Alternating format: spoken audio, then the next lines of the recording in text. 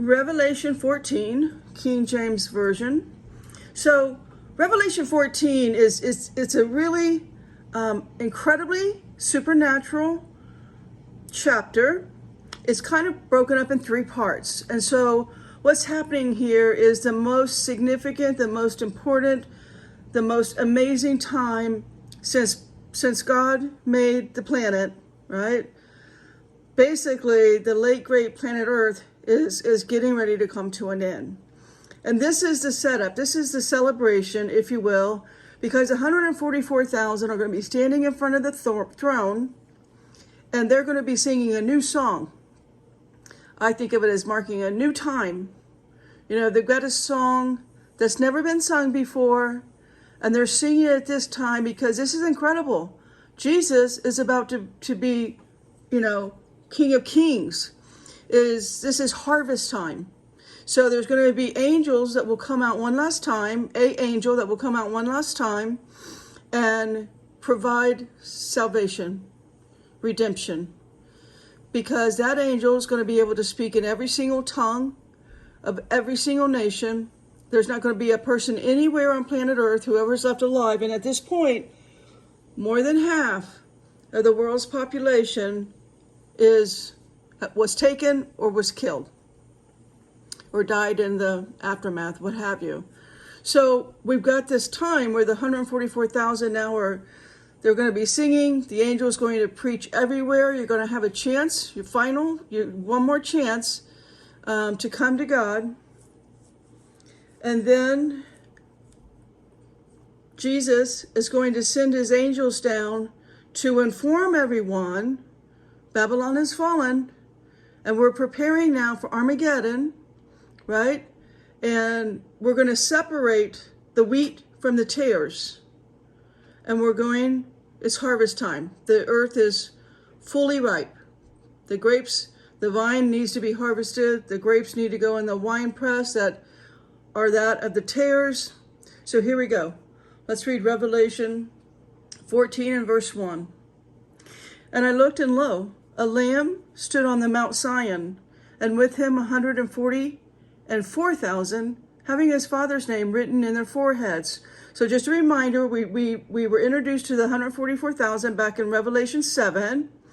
They are 12,000 Jewish virgin men who had the seal of God on their forehead, 12,000 from each of the 12 tribes of Israel. So that's who that is.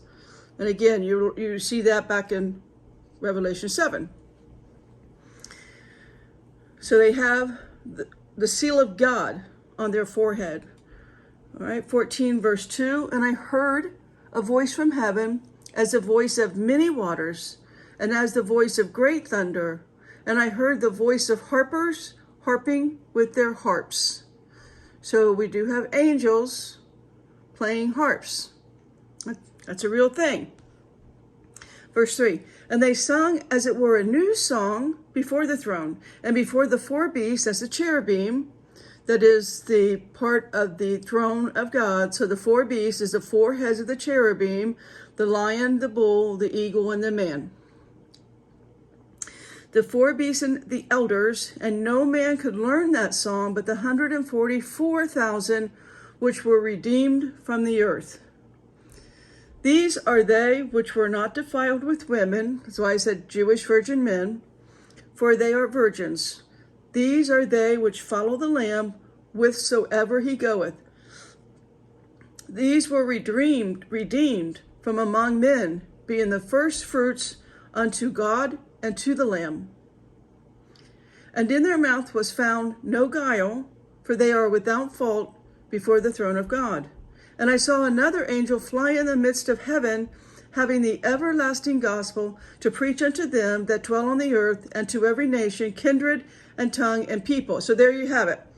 We've got an angel that's going to come down, and that angel is going to preach the word of God. Why? Well, at this point, there's probably no Bibles left that are of any, not the correct translation. And there certainly aren't people around that know the word themselves. So this has to be a supernatural teaching by an angel whose only job is to make sure that every single living person on the planet hears the word of God and can turn to God, away from their sins, turn to God, and to be saved, to turn their life over to Jesus and to go home with him. Revelation 14, verse 7, saying with a loud voice, fear God and give glory to him, for the hour of his judgment is come, and worship him that made heaven and the earth and the sea and the fountains of the waters.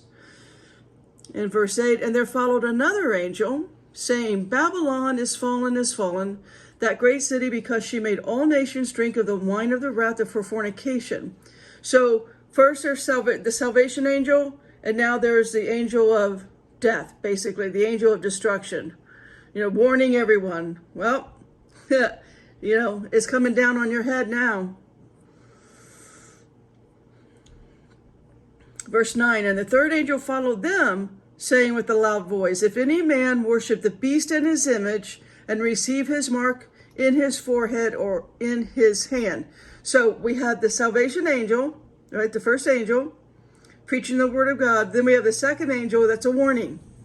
Okay, guys, this Babylon is fallen. It's all over with. These are your final days. And in the final days, what's going to come, the next angel tells us, is there's going to be a mark now that you've got to get on your head or on your right hand. And so the angels are giving everybody a heads up. We're all super clear about this. We all have free will. We will all make the choice. We won't be tricked or deceived in any way. God's got that covered. You can't just accidentally get the mark. You can't accidentally get something in your head or your hand when it comes to that particular mark. Can you get a lot of the devil's counterfeit deceit? Sure, you can get that. But there's supernatural event going on, and the angel's going to let you know you're getting ready to make a decision. Be super clear that you will not get into the kingdom. You will not walk for an eternity with God if you take that mark. So see, you have free will up into the point where it's like, take it or be killed. That's the time that you're in right here. Verse 10, the same shall drink of the wine of the wrath of God, which is poured out without mixture into the cup of his indignation. He shall be tormented with fire, brimstone, in the presence of the holy angels and in the presence of the Lamb. That's brutal. Verse 11, and the smoke of their torment ascended up forever and ever. And they have no rest day nor night, who worship the beast in his image, and whosoever receiveth the mark of his name. So super clear there. You're not going to be tricked or deceived. The angel will let you know, and the angel knows every tongue, every nation, every person. You're going to be given very clear warning. You take that mark, and you're going to be in brimstone and fire and smoke forever. And you'll be able to see God and his Lamb, Jesus Christ. You'll be able to see forever what you missed out on, for whatever reason, for whatever your reason is for doing that. I wouldn't wish that on my worst enemy. I just wouldn't. Here is the patience of the saints. Here are they that keep the commandments of God and the faith of Jesus. And I heard a voice from heaven saying unto me, Right, blessed are the dead which die in the Lord from henceforth. Yea, saith the Spirit, that they may rest from their labors, and their works do follow them. And I looked, and behold, a white cloud, and upon the cloud sat like unto the Son of Man, having on his head a golden crown, and in his hand a sharp sickle. Now, what does that mean? Well, it is talking about Jesus, his victory, his authority, and his, his purity. The white cloud. I looked, and behold, a white cloud. So the white means purity. The crown is victory. And the sharp sickle is authority. See that? Now Jesus is going to send his angels to do the harvesting. This is the whole where we come down to wheat and tares. You remember Matthew 13? That's where you find the wheat and the tares. Let's finish out what the last angels do. And another angel came out of the temple crying with a loud voice to him that sat on the cloud, "Thrust in thy sickle and reap, for the time is come for thee to reap, for the harvest of the earth is ripe."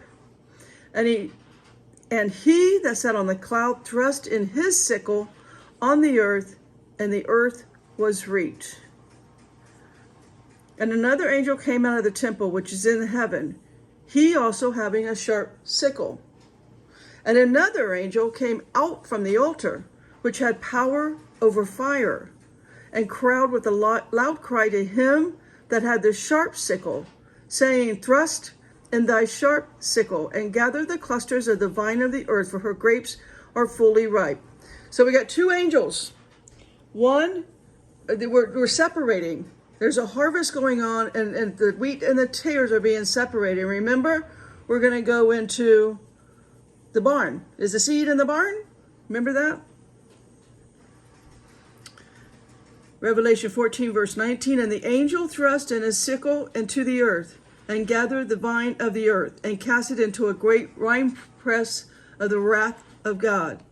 And the winepress was trodden without the city, and blood came out of the winepress, even unto the horse's bridle, by the space of 1,600 furlongs."